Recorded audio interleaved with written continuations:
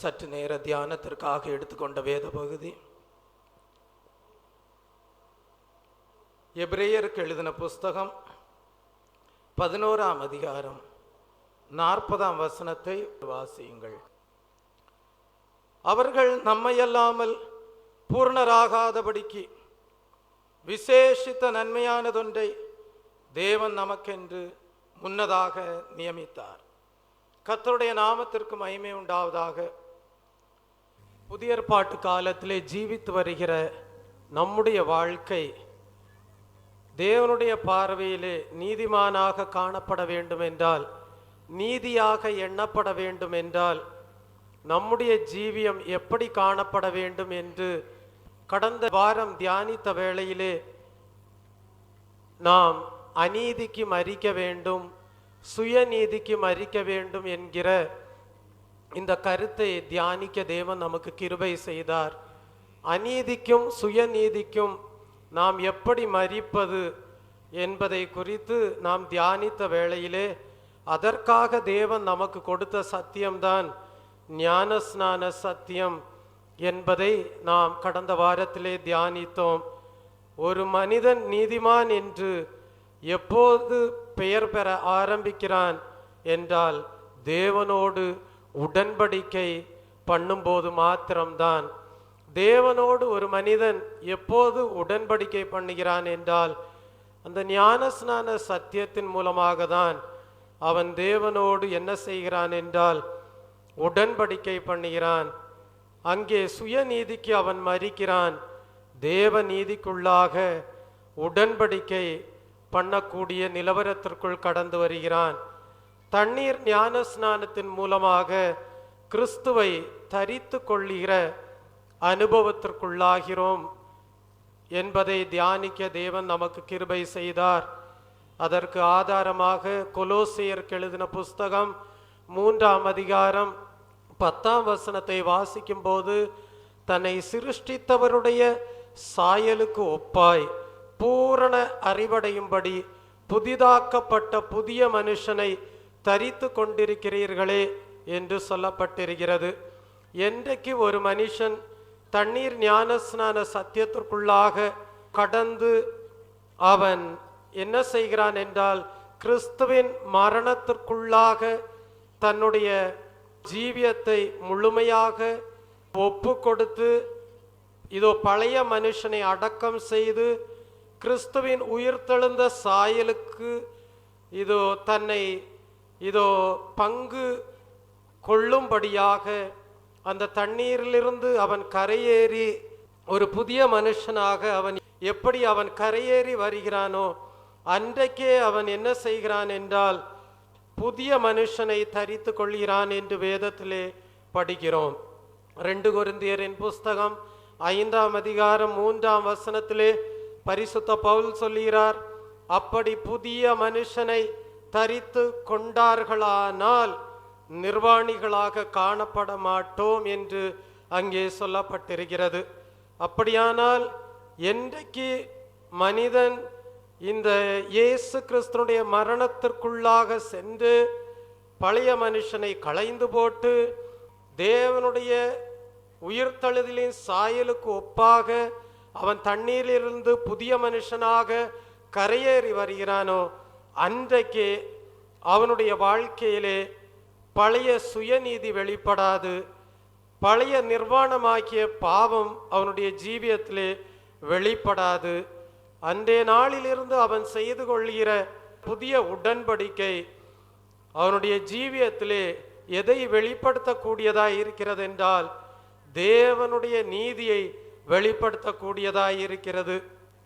தேவனுடைய நீதியை சுதந்தரித்து கொண்டு கிறிஸ்துவை தரித்து கொண்டவர்களாக காணப்படுகிறார்கள். இதை நாம் வெளிப்படுத்தல் 12ஆம் அதிகாரத்திற்கு வரும்போது அங்கே மணவாட்டியாம் சபை எப்படி பிரகாசித்து கொண்டு காணப்படுகிறது என்பதை நாம் அங்கே படிக்கிறோம். சூரியனை போல பிரகாசிக்கிறவளாக அங்கே ஒரு ஸ்திரீயை பற்றி சொல்லப்பட்டிருக்கிறது. ஒரு ஸ்திரீ சூரியனை அணிந்திருந்தாள் என்று படிக்கிறோம். அப்படியானால் இந்த இடத்திலே இந்த ஸ்திரீ சூரியனை அணிந்திருந்தாள் என்று படிக்கும்போது இது எதை காட்டுகிறது என்றால், இவள் கிறிஸ்துவனுடைய சாயலை வெளிப்படுத்தக்கூடியவளாக காணப்படுகிறாள். மணவாட்டியாம் சபை கிறிஸ்துவனுடைய சாயலை வெளிப்படுத்தக்கூடிய, பிரகாசிக்கக்கூடிய, ஜீவியம் செய்யக்கூடியவளாக காணப்படுகிறாள். மணவாட்டியாம் சபை தேவனுடைய நீதியை வெளிப்படுத்தக்கூடியதாக காணப்படுகிறது. அவள் சூரியனை அணிந்திருந்தாள் என்று சொல்லும்போது அதனுடைய அர்த்தம், அவள் சுயநீதியை களைந்து போட்டவளாக, தேவனுடைய நீதியை தரித்து கொண்டவளாக காணப்படுகிறாள் என்பதை நாம் இந்த இடத்திலே விளங்கி கொள்கிறோம். இந்த தேவ நீதியை ஒரு மனிதன் தரித்து கொள்ளும் போது அவன் எப்படி மாறிவிடுகிறான் என்றால், வானத்திலே ஜீவிக்கிற ஒரு மனுஷனாக காணப்படுவான். வானம் என்பது அவன் பூமியில் இருந்தாலும் உன்னதத்திற்குரிய ஒரு ஜீவியம் செய்கிறதான ஒரு அனுபவம் உள்ளவனாக காணப்படுவான். நீங்கள் தேவனுடைய நீதியை தரித்து கொண்டவர்களாய் இருப்பீர்களானால், இந்த பூமியிலே வசிக்கிறவர்களாக காணப்பட்டாலும் உங்கள் ஜீவியமோ தேவனுடைய நீதியினாலே பிரகாசிக்கிற ஜீவியமாக, உன்னதங்களிலே காணப்படுகிற ஒரு ஜீவியமாக காணப்படும். தேவனுடைய நீதியை நாம் தரித்து கொள்ளும் போது நாம் சூரியனை போல பிரகாசிக்கிற ஜீவியம் செய்கிறவர்களாக காணப்படுவோம். அப்படியானால் இந்த அனுபவம் எதன் மூலமாக வருகிறது என்றால், ஞானஸ்நான சத்தியத்தின் மூலமாக வருகிறது. அப்படியானால் இந்த மணவாட்டியாம் சபையை நீங்கள் பார்க்கும்போது எப்படி காண்கிறீர்கள் என்றால், அவள் தேவனுடைய நீதியினால் பிரகாசிக்கிற உன்னத ஜீவியம் செய்யக்கூடிய அனுபவத்தோடு சபையை காணக்கூடியவர்களாக உங்களுடைய ஆவிக்குரிய அனுபவங்கள் காணப்படும். இதுதான் உங்களுடைய வாழ்க்கையிலே தேவன் துவங்குகிற நீதியின் முதல் துவக்கமாக காணப்படுகிறது. இந்த நாளிலே இன்னும் ஒரு 5 அனுபவங்களை நாம் தேவனுடைய பார்வையிலே நீதிமான்களாக விளங்கும்படியாக நம்முடைய ஜீவியத்திலே காணப்பட வேண்டிய இன்னும் 5 அனுபவங்கள் என்ன என்பதை தியானிக்க தேவன் நமக்கு கிருபை செய்வாராக. நாம் தேவனுடைய பார்வையிலே நீதிமான்களாக காணப்படும்படியாக முதலாவது ஞானஸ்நான சத்தியம் நமக்கு உதவியாயிருக்கிறது. இரண்டாவது, நாம் எப்படி தேவனுடைய நீதியை பெற்றுக்கொள்கிறோம் அல்லது நாம் எப்படி தேவனால் நீதிமான்களாக எண்ணப்படுகிறோம் என்பதை குறித்து தியானிக்கும் போது ரோமருக்கு எழுதின புஸ்தகம் 6ஆம் அதிகாரம் 13ஆம் வசனத்தை தியானிக்கும் போது, நீங்கள் உங்கள் அவயவங்களை அநீதியின் ஆயுதங்களாக பாவத்திற்கு ஒப்புக்கொடாமல் உங்களை மரித்தோரிலிருந்து பிழைத்திருக்கிறவர்களாக தேவனுக்கு ஒப்பு கொடுத்து உங்கள் அவயவங்களை நீதிக்குரிய ஆயுதங்களாக தேவனுக்கு ஒப்பு கொடுங்கள் என்று அங்கே படிக்கிறோம். அப்படியானால் இந்த இடத்திலே பரிசுத்த பவுல் ரோமருக்கு எழுதும்போது சொல்கிறார், உங்கள் அவயவங்களை நீங்கள் அநீதியின் ஆயுதங்களாக அல்ல, உங்கள் அவயவங்களை நீங்கள் நீதிக்குரிய ஆயுதங்களாக தேவனுக்கு ஒப்பு கொடுங்கள் என்று சொல்லுவதை பார்க்கிறோம்.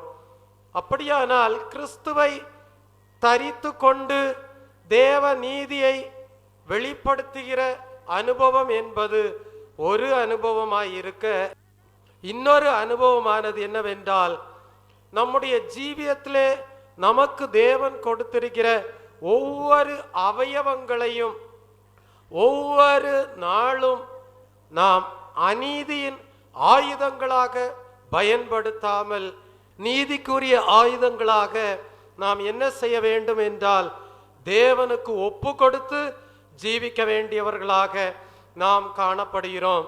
நம்முடைய அவயவங்கள் ஒவ்வொன்றும் நீதியை செய்யும்படிக்கு ஒப்பு கொடுக்கப்பட வேண்டும். நாம் நீதியை தரித்து கொள்வது மாத்திரமல்ல, நம் அவயவங்களில் நீதி காணப்பட வேண்டும். தெய்வ பிள்ளையே, இதற்கு திருஷ்டாந்தமாக நாம் ஒரு தேவ மனிதனை காணலாம். அந்த தேவ மனிதனுடைய பெயர் பேதுரு. பரிசுத்த பேதுரு ஆண்டவராகிய இயேசு கிறிஸ்துனுடைய சீடனாக காணப்பட்டான். ஆண்டவராகிய இயேசு கிறிஸ்துனுடைய சீடனாக பரிசுத்த பேதுரு காணப்பட்டாலும்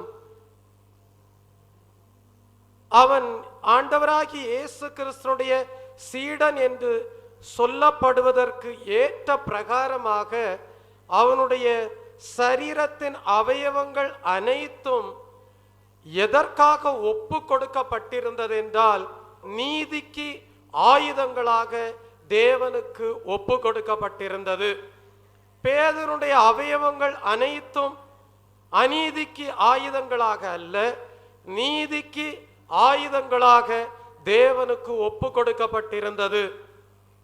ஆனால் ஆண்டவராகிய இயேசு கிறிஸ்து பேதுருவை பார்த்து ஒரு முறை சொல்லுவார், பேதுருவே, சாத்தான் உன்னை சுளகினாலே புடைப்பதற்கு என்னிடத்திலே உத்தரவு கேட்டுக்கொண்டான்.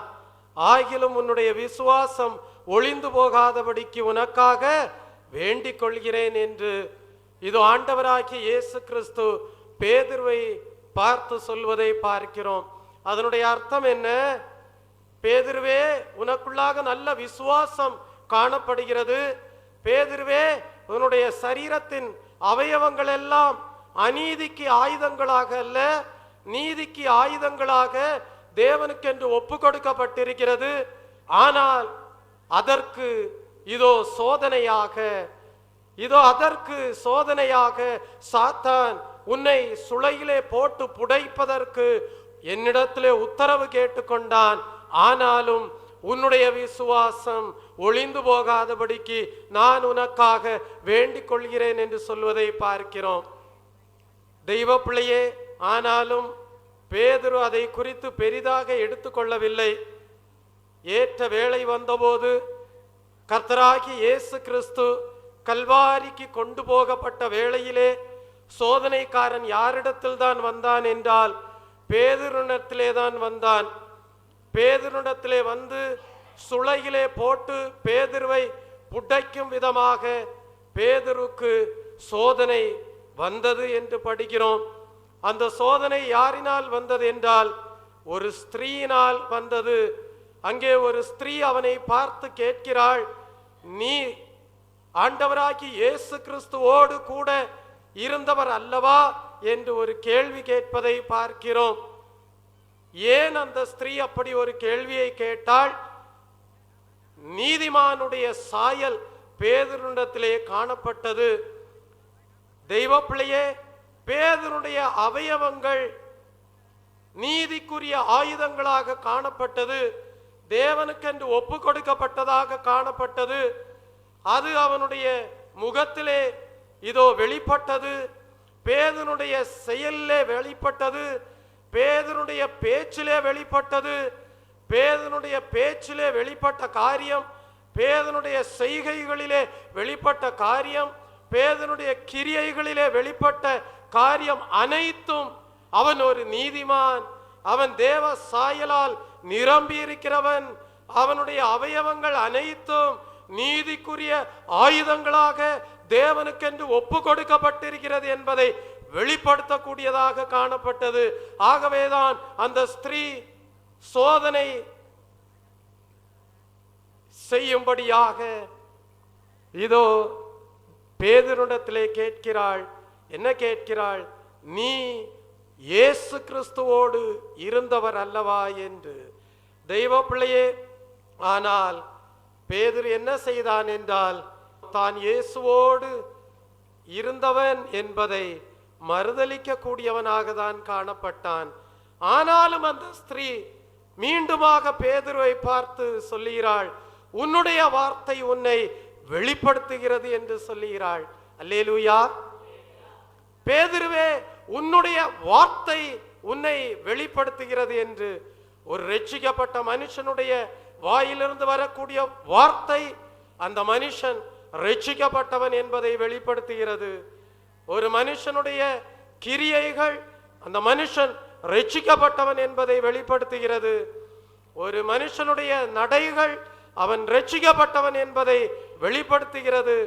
அவனே தான் ரட்சிக்கப்பட்டவன் அல்ல என்பதை மறைக்கும்படியாக விரும்பினாலும் அவனுடைய பேச்சு, அவனுடைய நடக்கை, அவனுடைய கிரியைகள் அனைத்தும் அவன் ரட்சிக்கப்பட்டவன் என்பதை வெளிப்படுத்திவிடும். அதுதான் பேதுருடைய ஜீவியத்திலே நடந்தது.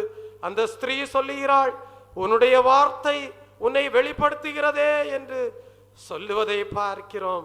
தெய்வ பிள்ளையே, அப்பொழுதும் பேதுரு சொல்லுகிறான், நான் அவரை அறியேன் என்று சொல்லுகிறான். பேதுரு தன்னுடைய வாயினாலே கிறிஸ்துவை அறியேன் என்று மறுதலித்தாலும் தெய்வ பிள்ளையே, இந்த இடத்திலே பேதுரு தான் தேவனுடைய நீதியை தரித்து கொண்டிருப்பதை விளங்க செய்யக்கூடியவனாகவே காணப்பட்டான். கிறிஸ்துவின் நீதி பேதுருடைய அவயவங்களில் வெளிப்பட்டது என்று ஸ்திரீயே சாட்சி கொடுக்கிறாள். உங்களை காண்கிறவர்கள் உங்களிலே கிறிஸ்துவின் சாயல் உண்டு என்பதை சாட்சி கொடுக்க வேண்டும். அல்லேலூயா. சோதனைக்காரன் உங்களிடத்தில் வரும்போது சோதனைக்காரன் உங்களை குறித்து சாட்சி கொடுக்க வேண்டும். இவனுடைய அவயவங்கள் அனைத்தும் நீதிக்குரிய ஆயுதங்களாக தேவனுக்கு ஒப்பு கொடுக்கப்பட்டிருக்கிறது என்று சொல்லி, இதோ பேதுருவே மறுதலித்தாலும் ஸ்திரீ சொல்லுகிறாள், இதோ பேதுருடைய ஜீவியமானது நீதிக்குரிய ஜீவியமாயிருக்கிறது. இவரிலே இதோ கிறிஸ்துவின் சாயல் உண்டு என்பதை அறிகிறேன் என்று அவருடைய பேதுருடைய வார்த்தையிலே இதோ கிறிஸ்து வெளிப்படுகிறார் என்பதை ஸ்திரீ வெளிப்படுத்தக்கூடியவளாக காணப்பட்டாள். ஆனால் பேதுருவோ என்ன செய்கிறான் என்றால், நீதிமானாகிய கிறிஸ்துவை தான் அறியவில்லை என்று மறுதலிப்பதை பார்க்கிறோம்.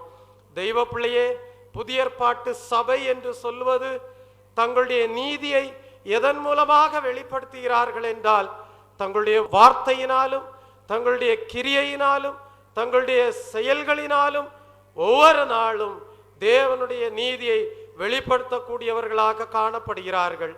அதற்காக புதிய ஏற்பாட்டு சபையில் காணப்படுகிற ஒவ்வொருவரும் தாங்கள் தங்களுடைய ஜீவியத்திலே செய்து கொள்ளக்கூடிய காரியம் என்னவென்றால், தங்களுடைய அவயவங்களை ஒவ்வொரு நாளும் இதோ நீதிக்குரிய ஆயுதங்களாக தேவனுக்கென்று ஒப்பு கொடுத்திருக்கிறார்கள். Price the Lord.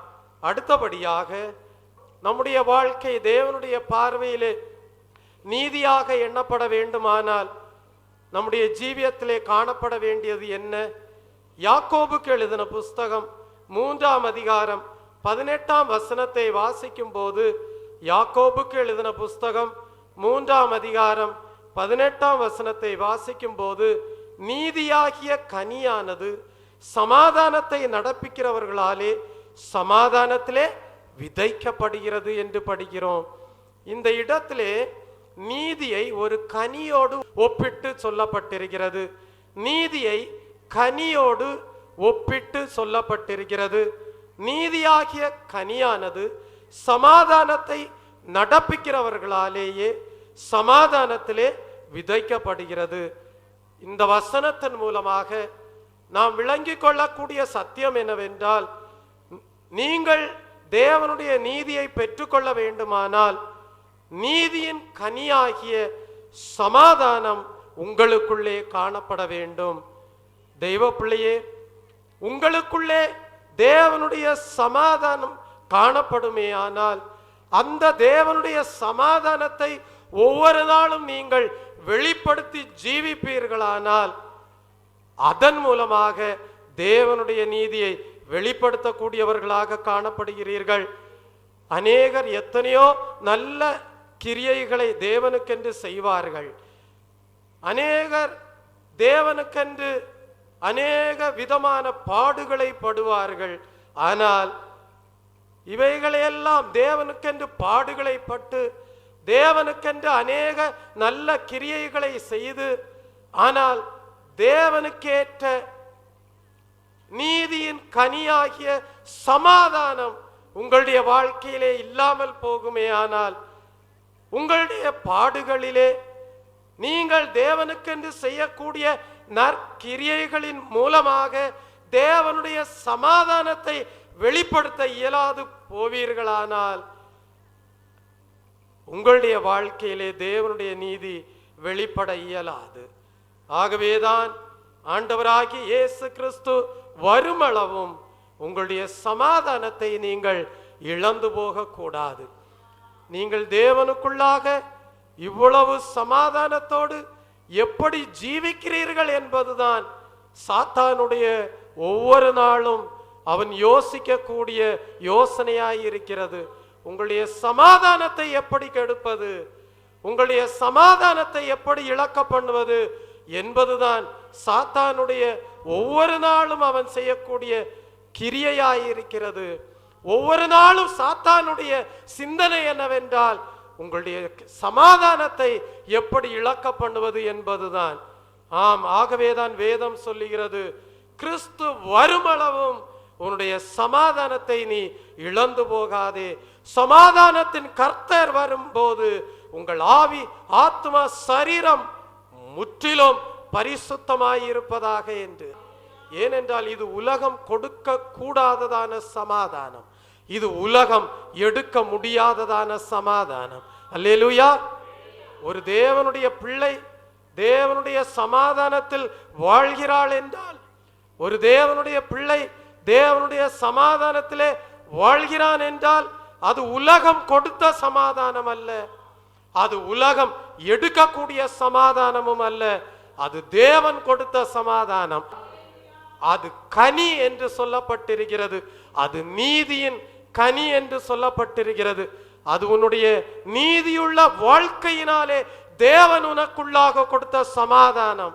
அதை வேறு ஒன்றும் உன்னுடைய ஜீவியத்திலிருந்து எடுத்து போட முடியாது. Price the Lord. அப்படியானால் உங்களுடைய வாழ்க்கையிலே நீதியின் கனியாகிய சமாதானத்தை எல்லா சூழ்நிலைகளிலேயும் நீங்கள் வெளிப்படுத்தி கொண்டே இருப்பீர்களானால் தேவனுடைய நீதி உங்களுக்குள்ளே உண்டு என்பதை தேவன் விளங்க செய்கிறார். அடுத்தபடியாக நாம் எப்படி நீதிமான் என்பதை வெளிப்படுத்துகிறோம், அல்லது தேவன் நம்முடைய வாழ்க்கையை நீதிமான்களாக எப்படி காண்கிறார், அல்லது நம்முடைய வாழ்க்கை நீதிமான் என்பதை நாம் எப்படி நிரூபிக்கிறோம் என்பதை தியானிக்கும் போது எபிரேயருக்கு எழுதின புஸ்தகம் 1ஆம் அதிகாரம் 9ஆம் வசனத்தை படிக்கும் போது இயேசு கிறிஸ்துவை பற்றி இவ்விதமாக சொல்லப்பட்டிருக்கிறது. எபிரேயர் 1ஆம் அதிகாரம் 9ஆம் வசனம், நீர் நீதியை விரும்பி அக்கிரமத்தை வெறுக்கிறீர், ஆதலால் தேவனே உம்முடைய தேவன் உமது தோழரை பார்க்கிலும் உம்மை ஆனந்த தைலத்தினால் அபிஷேகம் பண்ணினார். அல்லேலூயா. ஆண்டவராகிய இயேசு கிறிஸ்துவிலே தேவனுடைய நீதி எப்படி காணப்பட்டது என்று இந்த வேத பகுதி வெளிப்படுத்துகிறது. அவர் அக்கிரமத்தை வெறுத்தார். நீங்களும் அக்கிரமத்தை வெறுப்பீர்களானால் நீங்கள் நீதிமான்களாயிருப்பீர்கள். இயேசு கிறிஸ்துவை குறித்து தாவீதும் கூட சங்கீத பகுதியிலே சொல்லும்போது சங்கீதம் 45ஆம் சங்கீதம் 7ஆம் வசனத்திலே சொல்லுகிறார், நீர் நீதியை விரும்பி அக்கிரமத்தை வெறுக்கிறீர். அக்கிரமத்தை வெறுத்து ஒவ்வொரு நாளும் ஜீவிக்கிற ஜீவியம்தான் நீ நீதிமான் என்பதை விளங்கக்கூடிய ஜீவியமாயிருக்கிறது. அப்படியே ஆண்டவராகிய இயேசு கிறிஸ்து இந்த பூலோகத்தில் வாழ்ந்த நாட்களிலே அக்கிரமத்தை வெறுத்து நீதிமானாக தன்னை வெளிப்படுத்தினார். இந்த நாளிலே அதே சத்தியம் உங்களுக்கும் போதிக்கப்படுகிறது. நீங்கள் அக்கிரமத்தை வெறுத்து ஜீவிக்கும் போது தேவனுடைய நீதியினாலே நீதிமான்களாக ஜீவிக்க தேவன் உங்களுக்கு கிருபை செய்கிறார். அடுத்தபடியாக ஒரு மனிதன் நீதிமானாக விளங்கும் போது எப்படிப்பட்ட அனுபவம் உள்ளவனாயிருக்கிறான்? மத்தேயு எழுதின சுவிசேஷ புஸ்தகம் 5ஆம் அதிகாரம் 10ஆம் வசனத்தை வாசிக்கும் போது, மத்தேயு 5ஆம் அதிகாரம் 10ஆம் வசனம், நீதி நிமித்தம் துன்பப்படுகிறவர்கள் பாக்கியவான்கள் என்று அங்கே படிக்கிறோம். அப்படியானால் நீதிமான்களுக்கு துன்பமே வராது என்று சொல்ல முடியாது. வேதம் சொல்லுகிறது நீதி நிமித்தம் என்ன வருமாம்? துன்பம் வரும். நீ ரொம்ப நீதிமானாய் இருக்கும்போது, நீ அக்கிரமத்தை வெறுத்து அக்கிரமத்துக்கு இசைந்து போகாமல் நீ நீதிமானாக உன்னை பாதுகாத்து கொண்டு ஜீவிக்கும் போது, அந்த நீதி நிமித்தமாக, அந்த தேவனுடைய நீதி நிமித்தமாக உனக்கு என்ன வரும் என்றால் துன்பங்கள் வரும். அந்த நீதி நிமித்தமாக நீ துன்பப்படும் போது அதை நீ பாக்கியமாக எண்ணுவாயானால் நீ தேவனுடைய பார்வையிலே நீதிமானாக காணப்படுவாய். ஆகவேதான் வேதம் சொல்லுகிறது, நீதிமானுக்கு வரும் துன்பங்கள் அநேகமாயிருக்கும். இப்படிப்பட்ட துன்பத்தின் மூலமாக தான் நீதிமான்கள் என்பதை நிரூபிக்கிறவர்களாய் இருக்கிறோம். அப்படி துன்பங்கள் வரும்போது நீதிமானாக இருந்தால் நீங்கள் என்ன செய்ய மாட்டீர்கள் என்றால் முறுமுறுக்க மாட்டீர்கள். நீதிமானாகிய கிறிஸ்து துன்பப்பட்ட வேளையிலே தன்னுடைய வாயை திறக்கவில்லை, முறுமுறுக்கவில்லை. அவர் உபத்திரவங்களுக்கு மனப்பூர்வமாய் ஒப்பு கொடுத்திருந்தார். எதிர்க்கவும் இல்லை, பின்வாங்கவும் இல்லை. சங்கீதம் 34:19 சொல்லுகிறது, நீதிமானுக்கு வரும் துன்பங்கள் அநேகமாயிருக்கும், ஆனால் கர்த்தர் அவைகளில் இருந்தெல்லாம் நின்று அவனை விடுவிப்பார். நீதிமானுக்கு வரும் துன்பங்கள் அநேகமாயிருக்கும், ஆனால் ஏற்ற சமயம் வரும்போது அவைகளில் இருந்தெல்லாம் தேவன் அவனை விடுவிப்பார். அந்த துன்பங்களில் இருந்து விடுவிக்கும் சமயம் வரைக்கும் தெய்வ பிள்ளையே மனப்பூர்வமாய் அதற்கு ஒப்பு கொடுத்து,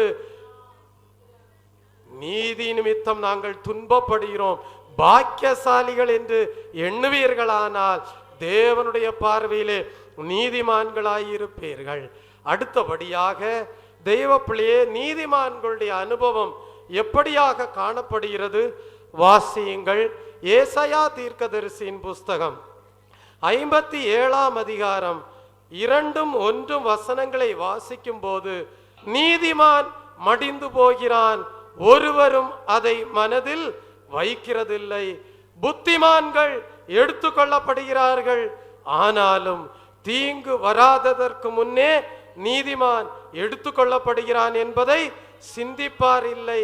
நேர்மையாய் நடந்தவர்கள் சமாதானத்திற்குள் பிரவேசித்து தங்கள் படுக்கைகளில் இளைப்பாறுகிறார்கள். தெய்வ பிள்ளையே, இந்த வசனத்திலே நீதிமானை பற்றி சொல்லும் போது என்ன சொல்லப்பட்டிருக்கிறது? அவர்கள் நேர்மையாய் நடந்து தங்கள் படுக்கையில் இளைப்பாறுகிறார்கள். நீதிமானுடைய நடக்கை நேர்மையாக இருக்கும் என்பதை இங்கே நாம் வாசிக்கிறோம். நேர்மைக்கு இன்னொரு வார்த்தை தான் உத்தமம். உத்தமமாய் கர்த்தரை பின்பற்றுகிறவர்கள் நீதிமான் என்று வெளிப்படுத்தக்கூடியவனாய் இருக்கிறான். தெய்வ பிள்ளையே, இப்படியாக நேர்மையாக கர்த்தரை பின்பற்றுகிறவர்கள், உத்தமமாக கர்த்தரை பின்பற்றுகிறவர்கள், தங்களை நீதிமான்களாக வெளிப்படுத்துகிறவர்கள், இவர்களுக்கு கஷ்டங்கள் வரும், இவர்களுக்கு பிரயாசங்கள் வந்தாலும் இவர்கள் அந்த கஷ்டங்கள் மத்தியிலேயும் அவர்கள் அந்த பிரயாசங்களின் மத்தியிலேயும் இளைப்பாறிக்கொண்டே இருப்பார்கள். அல்லேலூயா. அநேக சந்தர்ப்பங்களிலே சிலரால் இளைப்பாறுதலை பாதுகாத்து கொள்ள முடியவில்லை. அதனால் தாங்கள் நீதிமான்கள் அல்ல என்பதை தான் விளங்க செய்து கொண்டிருக்கிறார்கள். ஆனால் உங்களுக்கு வரக்கூடிய கஷ்டங்களிலேயும் பிரயாசங்களிலேயும் நீங்கள் தேவனுடைய நீதிமான் என்கிற எண்ணத்தோடு இளைப்பாறிக்கொண்டே இருப்பீர்களானால் தெய்வ பிள்ளையே, தேவனுடைய பார்வையிலே நீங்கள் நீதிமான்களாயிருப்பீர்கள். நம் ஆண்டவராகிய இயேசு கிறிஸ்து தமக்கு வந்த தீங்கு நிமித்தமாக ஒரு காலம் தம்முடைய இளைப்பாறுதலை அவர் நஷ்டப்படுத்தி போடவில்லை. அவரை அனுப்பின பிதாவுக்கு உத்தமமாக இந்த பூமியிலே அவர் ஜீவித்தார். தெய்வ பிள்ளையே, தீங்கு வராததற்கு முன்னே நீதிமான் எடுத்துக்கொள்ளப்படுகிறான். இந்த பூமியிலே உபத்திரவ காலம் வருவதற்கு முன்பே நீதிமான்கள் எடுத்துக்கொள்ளப்படுவார்கள். உபத்திரவ காலத்திற்கு முன்பே நீதிமான் கர்த்தருடைய வருகையிலே எடுத்துக்கொள்ளப்படுவான். இந்த நீதிமான்கள் தான் மணவாட்டியாம் சபை என்று அழைக்கப்படுகிறார்கள். பிலிப்பியருக்கு எழுதின புஸ்தகம் 1ஆம் அதிகாரம் 10-11 வசனத்தை வாசிக்கும் போது, இந்த மணவாட்டியாம் சபையிலே காணப்படுகிற நீதிமான்களிலே நீதியின் கனிகள் நிறைந்திருக்கும் என்று நாம் படிக்கிறோம். தேவனுக்கு மகிமையும் துதியும் உண்டாகும்படி இயேசு கிறிஸ்துவினால் வருகிற நீதியின் கனிகளினால் நிறைந்தவர்களாகி நீங்கள் கிறிஸ்துவின் நாளுக்கென்று துப்புரவானவர்களும் இடரலற்றவர்களுமாய் இருக்கவும் வேண்டுதல் செய்கிறேன். பரிசுத்த பவுல் தேவனுடைய சபையை குறித்து வேண்டுதல் செய்கிறார். அந்த வேண்டுதல் என்ன தெரியுமா? சபையே துப்புரவாக காணப்படு, சபையே இடரலற்ற அனுபவத்தோடு காணப்படு, சபையே நீதியின் கனிகளினால் நிரம்பி காணப்படு என்று சொல்வதை பார்க்கிறோம். எதற்காக? ஆண்டவராகிய இயேசு கிறிஸ்துவின் வருகையின் நாள் சமீபமாயிருக்கிறது. அவருடைய வருகையின் நாளிலே நீதியின் கனிகளினால் யார் நிறைந்திருக்கிறார்களோ அவர்கள்தான் தேவனுக்கு மகிமையும் துதியும் உண்டாகும்படி தேவனால் ஏற்றுக்கொள்ளப்படுவார்கள். ஸ்தோத்திரம். தெய்வ பிள்ளை, அப்படியானால் இந்த ஓய்வு நாளில் காலை வேளையிலே நாம் 5 அனுபவங்களை தியானிக்க தேவன் நமக்கு கிருபை செய்தார். முதலாவது, நாம் தேவனுடைய நீதிமான்களாக தேவனுடைய பார்வையிலே விளங்கச் செய்யும்படியாக முதலாவது நம்முடைய அவயவங்களை அநீதிக்கு ஆயுதங்களாக அல்ல, நீதிக்கு ஆயுதங்களாக ஒப்பு கொடுக்க வேண்டும் என்பதை குறித்து தியானித்தோம். இரண்டாவது, நம்முடைய ஜீவியத்திலே நீதியின் கனியானது சமாதானத்தை நம்முடைய வாழ்க்கையிலே ஒவ்வொரு சந்தர்ப்பத்திலேயும் வெளிப்படுத்தக்கூடியதாக காணப்பட வேண்டும். ஏனென்றால் ஒரு தேவனுடைய மனிதனுக்கு சமாதானத்தை கொடுத்திருப்பது தேவன்தான். அது எதன் மூலமாக கொடுத்திருக்கிறார்? தேவனுடைய நீதியினால் கொடுத்திருக்கிறார். ஆகவே எப்படிப்பட்ட சூழ்நிலையானாலும் அவன் தன்னுடைய சமாதானத்தை இழந்து போவதற்கு வாய்ப்பே இல்லை. காரணம், அவன் தேவனுடைய நீதியிலே காணப்படுகிறதுனால். ஆகவே எல்லா சூழ்நிலையிலேயும் அவன் தேவனுடைய நீதிமான் என்பதை விளங்கச் செய்யும்படியாக தேவனுடைய சமாதானத்தை வெளிப்படுத்தக்கூடியவனாக காணப்படுகிறான். மூன்றாவதாக, தெய்வ பிள்ளையே, நீதிமான் என்று எண்ணப்படும்படியாக அவன் அக்கிரமத்தை வெறுக்கிறவனாக காணப்படுகிறான். ஆண்டவராகிய இயேசு கிறிஸ்து அப்படியே அக்கிரமத்தை வெறுத்தவராக காணப்பட்டார். நான்காவதாக, நீதி நிமித்தமாக துன்பங்கள் வரும், நீதி நிமித்தமாக துயரங்கள் வரும்.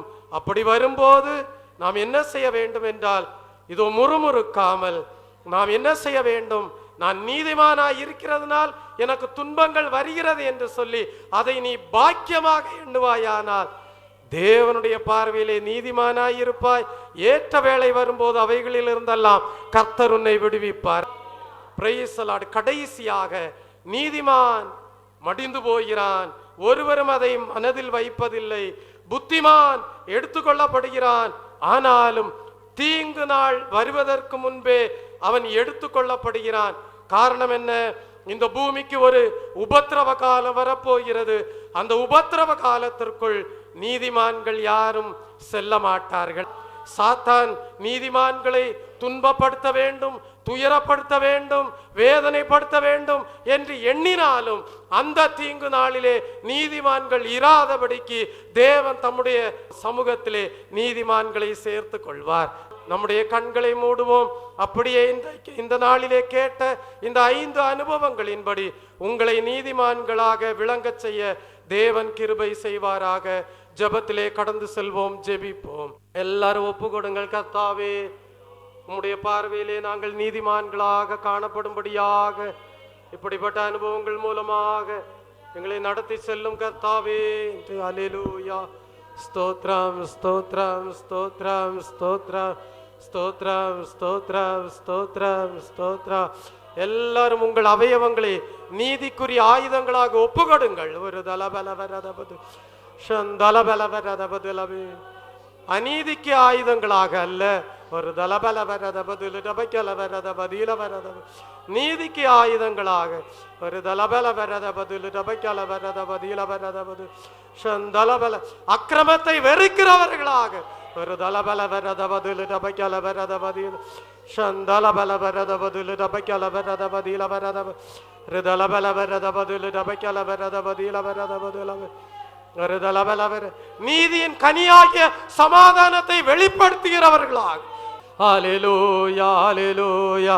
எல்லா சூழ்நிலைகளிலேயும் தேவ நீதியின் கனியினால் நிரம்பினவர்களாக ஒரு தலபல வரத பதில் டபக்கல வரத பதில வரத பதில சந்தலபல வரத பதில் டபக்கல வரத பதில வரத பதில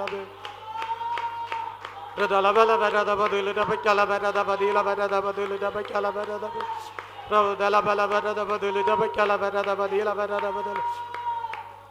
தீங்கு நாளுக்கு முன்பாக ஒரு தலபலவர நீதிமான்கள் எடுத்துக்கொள்ளப்படுவார்கள்.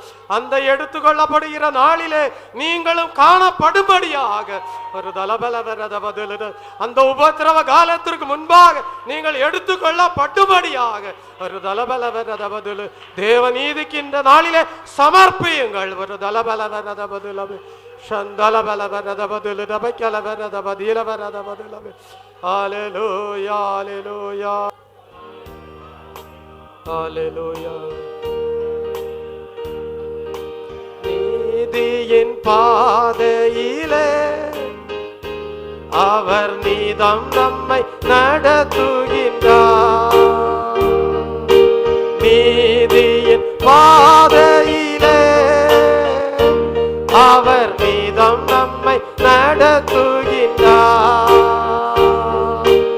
எது வந்த போதும் மாறாத என்ப புது வாழ்வை தருகின்றாரே. அல்லேலூயா. எது வந்த போதும் மாறாத என்ப புது வாழ்வை தருகின்றாரே. Price the Lord. கர்த்தாவின் ஜனமே கைத்தாளமுடனே களிகூர்ந்து கீதம் பாடு. சாலேமின் ராஜா நம் சொந்தமான சங்கீதம் பாடியாடு. கர்த்தாவின் ஜனமே கைத்தாளமுடனே களிகூர்ந்து கீதம் பாடு. சாலேமின் ராஜா நம் சொந்தமான சங்கீதம் பாடியாடு.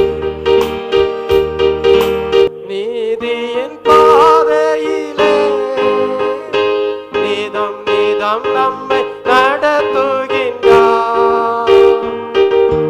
நீதியின் பாதையிலே அவர் நீதம் நம்மை நடத்துகின்றார். எது வந்த போதும் மாறாத என்ப புது வாழ்வை தருகின்றாரே. அல்லேலூயா. எது வந்த போதும் மாறாத என்ப புது வாழ்வை தருகின்றாரே.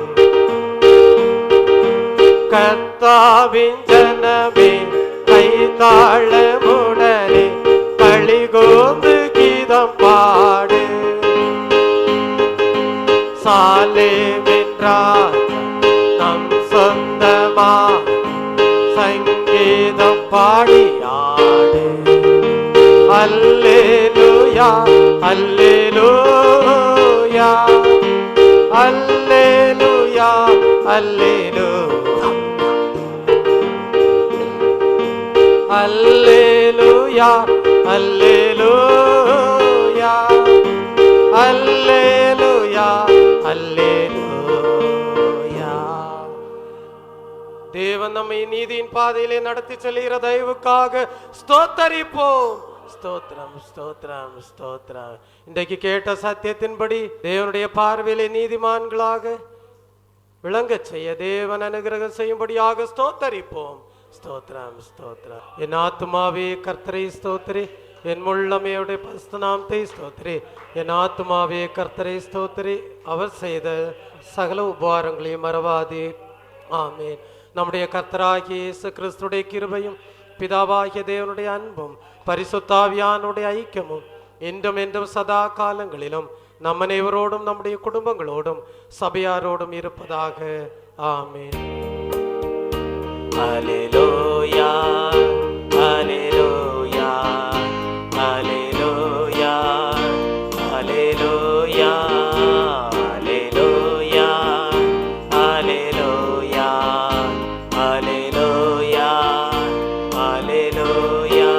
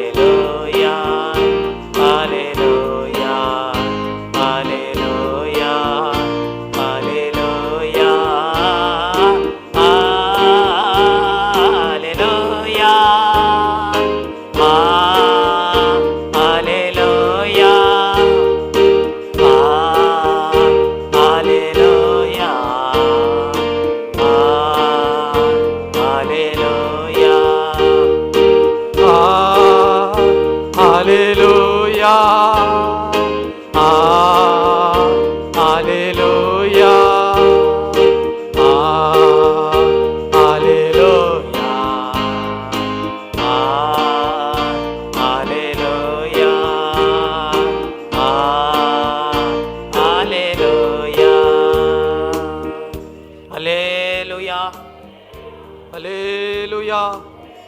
Hallelujah.